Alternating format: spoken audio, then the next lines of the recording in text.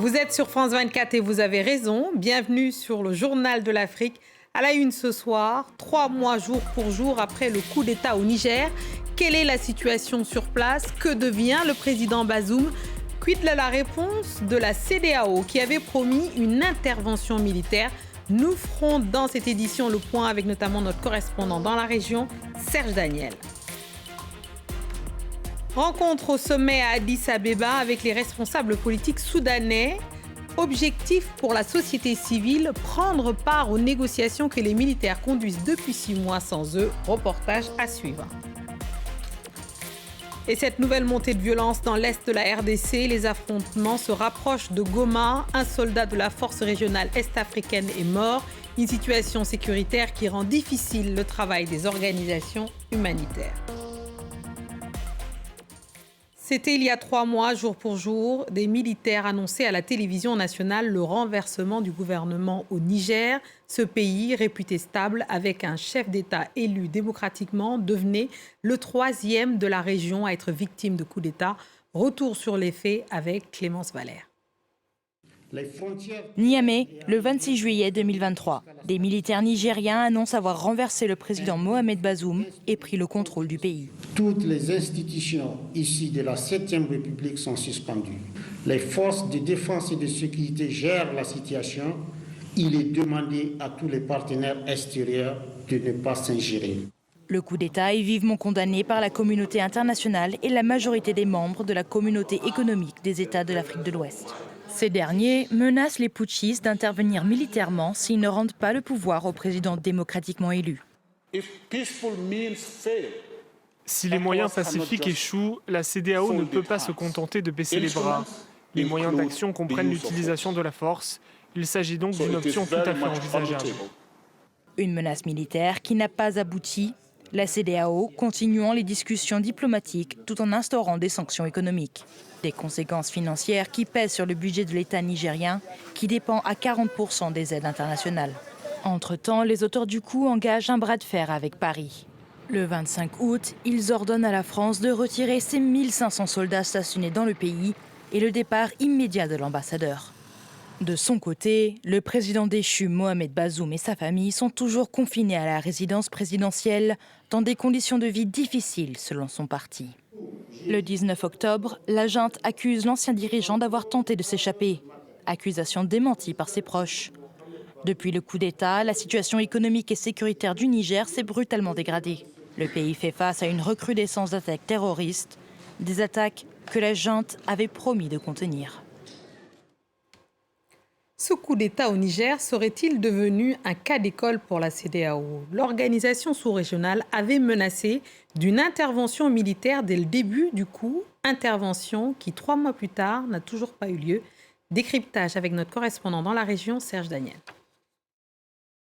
Un diplomate de la sous-région très au fait du dossier résume le premier éventuel plan d'intervention militaire de la communauté économique des États de l'Afrique de l'Ouest contre la junte au Niger, c'est du passé. Peut-être qu'un nouveau plan est en préparation. Fin de citation.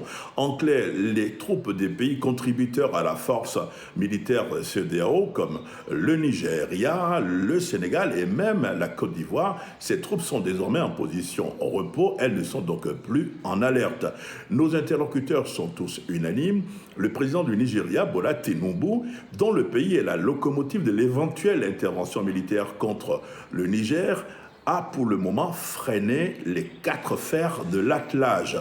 Il a subi des pressions, il a pris du recul, il étudierait même désormais l'option négociation avec la junte au Niger, la junte du Niger, négociation prônée par des pays comme le Togo.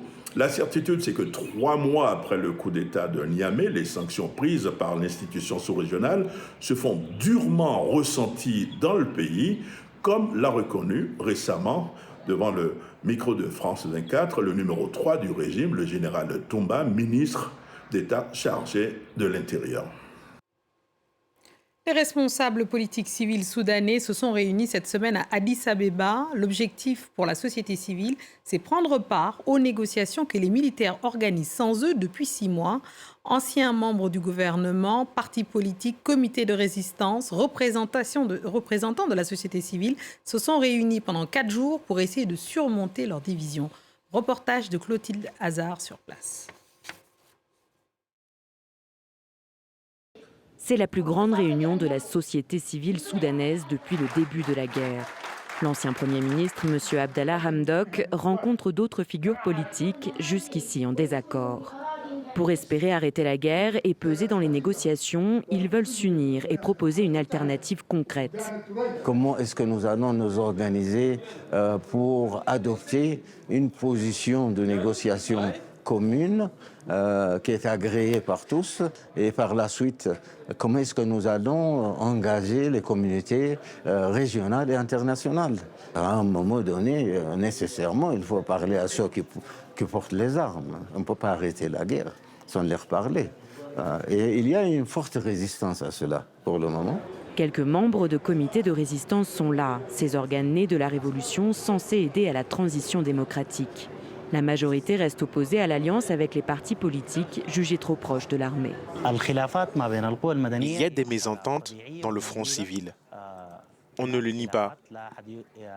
Mais dans ces négociations, les Soudanais attendent de nous qu'on parle d'une seule voix. Spécialement en ce moment, ils attendent. Pour les participants, seule une inclusion des civils dans les négociations entre les généraux responsables du conflit peut apporter des solutions. Cette guerre est vaine, et tous les deux le savent. Mais s'ils font juste une trêve, la population ne se sentira pas assez en sécurité pour revenir dans le pays. Ils ne reviendront pas s'il n'y a pas de mécanisme de contrôle mis en place.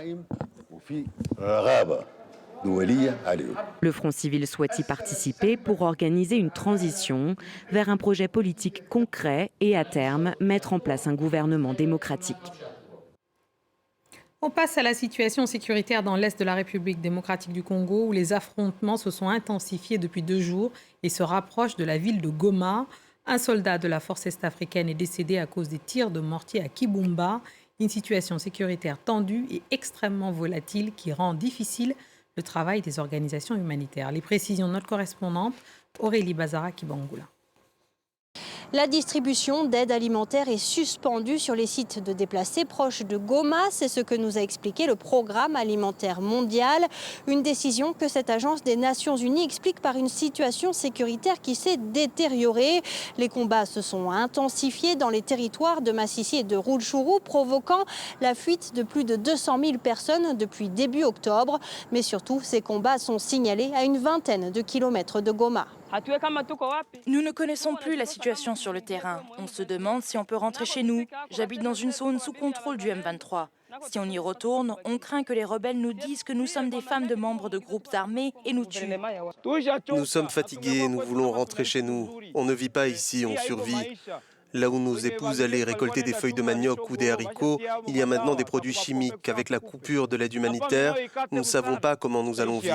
Dans un communiqué publié mercredi soir, la force régionale est-africaine déployée dans la région affirme que le M23 et l'armée congolaise ont violé le cessez-le-feu. Alors l'armée congolaise n'a pas réagi à ces déclarations. Jusque-là, elle affirmait avoir respecté le cessez-le-feu, mais plusieurs sources affirment que les militaires congolais ont pris part au combat. De son côté, le gouvernement congolais, s'appuyant sur des images de drones, dénonce une nouvelle incursion de l'armée rwandaise sur le sol congolais pour appuyer les rebelles. Alors pour rappel, le Rwanda est accusé par Kinshasa et par les Nations Unies de soutenir le M23. Kigali a toujours démenti son soutien aux rebelles. Allez, on termine ce journal en faisant un tour à Abidjan pour y retrouver un grand animateur ivoirien très bien connu des spectateurs africains. Cheikh Ivan nous prépare et nous présente Jali Nights, une cérémonie de remise des prix pour les chanteurs et talents africains qui aura lieu à Abidjan le 3 novembre prochain. Cheikh Ivan, merci d'être avec nous. Alors dites-nous, quelle est l'ambition avec cette cérémonie? C'est de créer des Grammys Awards, mais africains? Merci de me recevoir déjà. Je pense que c'est très bien résumé, effectivement. L'ambition, c'est surtout de mettre sur pied une sorte de référentiel sur le continent, une sorte de baromètre qui permettrait de se faire une idée un peu plus précise du dynamisme de la création ou de la créativité musicale sur le continent, qu'il s'agisse des 5 régions du continent, au nord, le sud, l'est, le centre et l'ouest. Alors, la liste des parrains déjà du jury est impressionnante. Youssou N'Dour, Didier Awadi, David Tayoro, Adja Keita, entre autres, je ne vais pas tous les citer, pour livrer 23 récompenses et un trophée hommage. Et le plus important, peut-être, il y aura un vote du public. Comment ça va se passer concrètement ? Alors, au départ, on était sur 23 catégories qu'on a finalement fusionnées pour en sortir 9 catégories. Donc, il y aura 9 trophées plus un trophée hommage. La particularité des Jelly Awards, c'est que ce n'est pas un award commercial. Ce n'est pas la course au SMS, voter plusieurs fois pour votre candidat, non.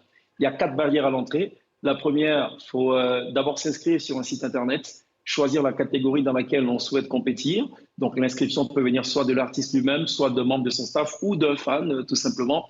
La deuxième étape, c'est un jury de prénomination qui se réunit et qui évalue donc les œuvres qui auront été retenues de façon séparée, en totale transparence et en totale autonomie. Et donc, à la fin de ce deuxième process, on retient les 10 scores les plus élevés. Ce sont ceux-là qui seront donc les prénominés. On arrive ensuite à la troisième étape, qui est l'étape donc de la nomination. Et c'est à ce moment-là que le jury officiel présidé par Youssou N'Dour, vous le rappeliez, intervient pour noter donc à son tour ces prénominés-là et pour en sortir donc les 5 plus gros scores par catégorie. Donc on arrive donc au stade de la nomination.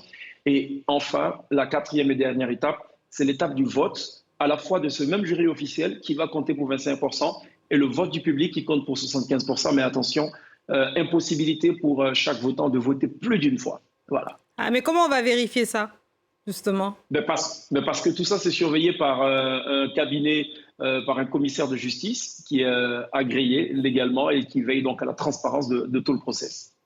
D'accord. Donc, si on est n'importe où, on peut voter de n'importe où sur le continent africain ? Absolument. Alors, pour tout vous dire, les votes sont clos depuis le 8 octobre. On a eu plus de 29 000 votants, ce qui, ma foi, pour une première édition, est largement au-delà de nos espérances. On n'attendait pas plus de 10 000, honnêtement. Donc, les gens ont voté, même au-delà du continent, tenez-vous-bien, parce qu'on a eu des votes au Koweït et tout. C'est assez surprenant. Voilà. Mais c'est aussi ça l'avantage du digital. Ça permet donc de cartographier ceux qui votent, où est-ce qu'ils votent et comment ils ont voté. Ok. Écoutez, on y sera. On vous suivra justement le 3 novembre prochain à Abidjan. Merci beaucoup, Cheikh Ivan, d'être venu sur France 24. Merci et bonne soirée justement pour les Djali Nights. Merci beaucoup. Et rendez-vous le 3 novembre. Merci beaucoup. Merci. C'est ainsi que nous refermons ce journal de l'Afrique. Merci à tous ceux qui nous ont suivis en particulier. Et tout ça d'Abidjan à Addis Abeba, en passant par Niamey. Restez avec nous car l'actualité continue sur France 24.